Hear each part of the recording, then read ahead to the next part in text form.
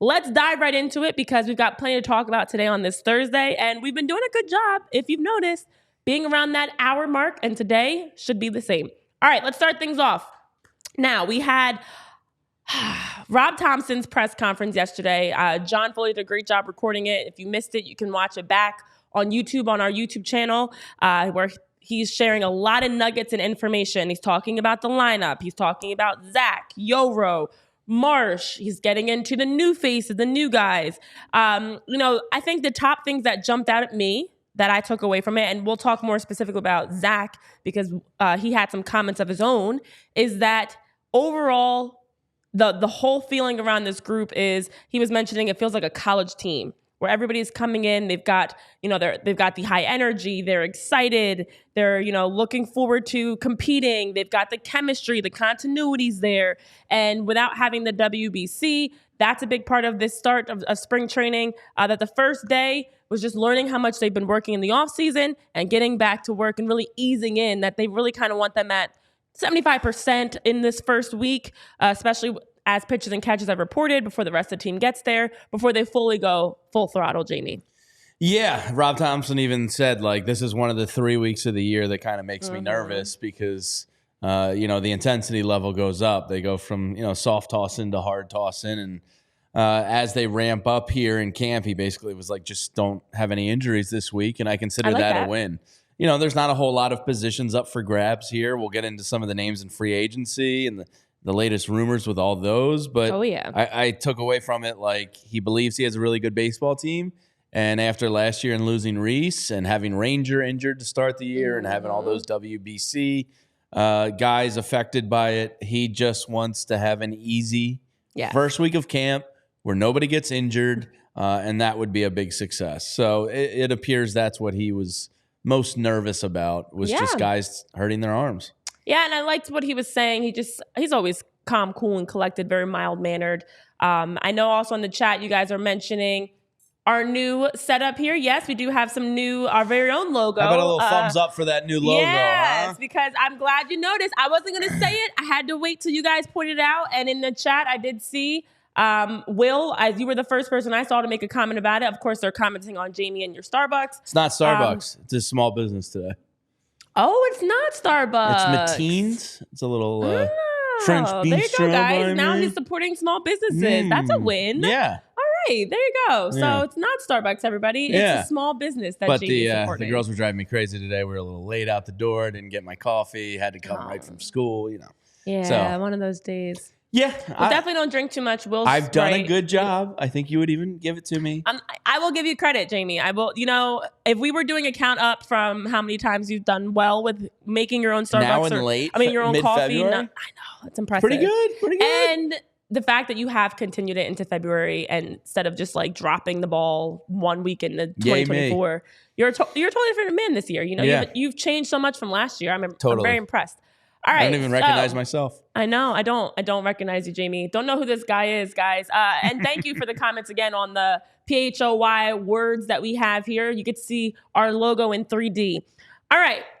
So as you mentioned, the health of the team has been something that Rob talked about. With that, he also was mentioning different guys. Ranger, he said, looked really good. He mentioned that Aaron Nola is just Aaron Nola.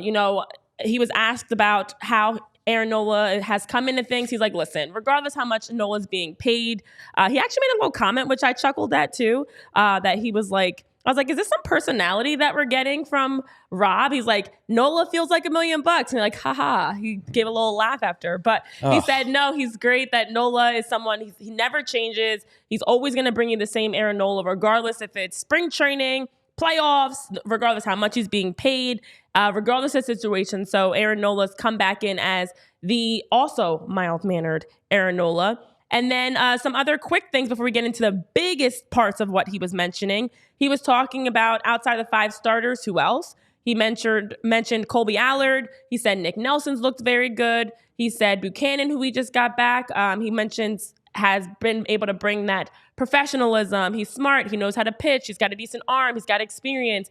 And Rob is saying he doesn't think he's going to scare easy. So positives there. And then even for Spencer, who we saw Spencer Turnbull's contract get officially done. Rob alluded to that in the press conference, mentioning Spencer should have his deal locked in today, and he did. As of yesterday, the Phillies did agree to terms on a contract. Jamie, this is exciting news. Ooh. On a contract for Spencer Turnbull.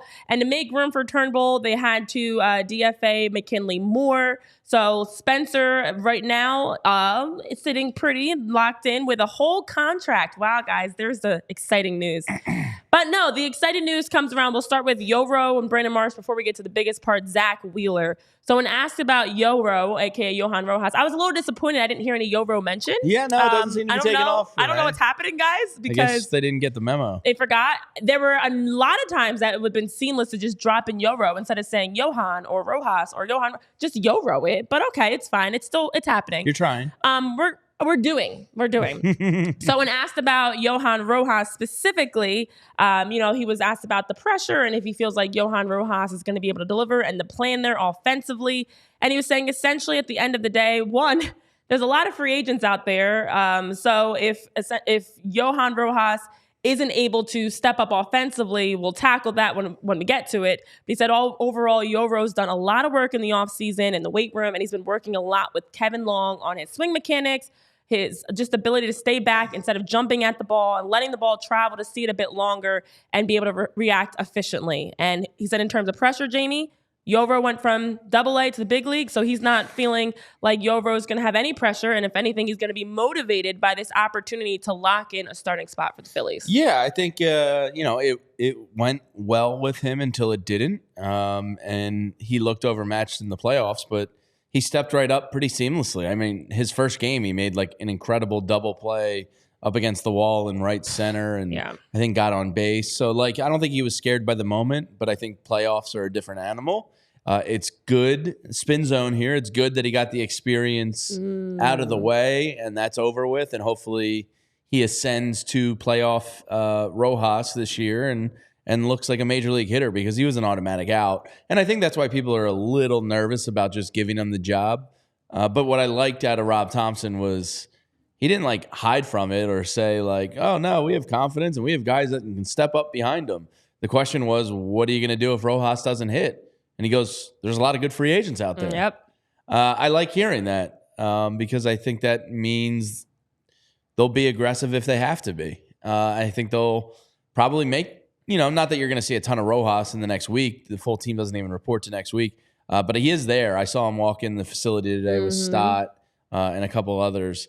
But they know we're on the doorstep of contending, so I don't think they're going to let some spring training struggles stand in their way of potentially bringing in that vet or more consistent insurance policy.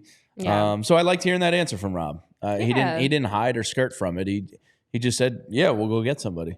Yeah, that answer was accountability. That was being realistic. That was understanding, like you mentioned, we're not going to be fluffy and give you all the, softball answers of if he's not doing well, we're not even thinking about that. We really we're thinking believe in about Christian that. Pache. Yeah, he was nah, we'll go if sign he's not somebody. doing well, there's a lot of free agents out there. And essentially, if he can't get it done, we'll find somebody else that can get it done. So I like that from Rob. If you're Pache, you're probably going, yo, Rob. What about me? What the F, man? I'm right here. But I like it because you're putting the pressure on. This is a group that he was mentioning. There's not a lot of available spots for guys to win, but they are holding the bar high and holding the expectations there.